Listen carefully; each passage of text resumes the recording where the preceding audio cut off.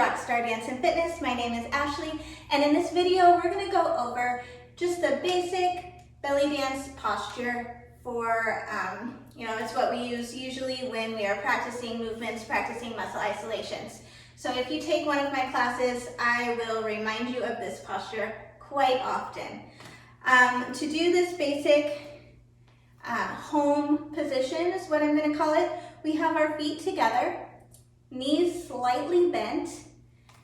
You're going to tuck your pelvis just slightly. So we're gonna imagine that our hips are a bucket of water and you don't wanna let it spill forward, you don't wanna let it spill back. So we're going to engage our core just enough to tilt the pelvis into this neutral position, but not so much that you're pulling it forward and you spill the water out the back of your bucket. Okay, so we're just in this nice neutral pelvis. Hips are directly underneath the shoulders. You're gonna lift your chest. So extending here through the rib cage. Knees are bent. Roll the shoulders back, arms out generally, unless we're doing something with them.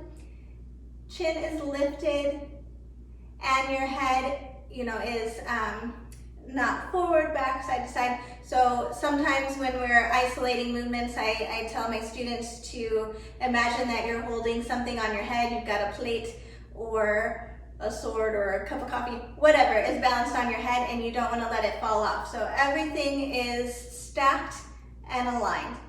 And that is the position that we are starting for a lot of the isolations in my basic belly dance movement series in the following videos. Just a review, feet are together, knees bent, pelvis slightly forward, lift the chest, arms are out, lift the chin.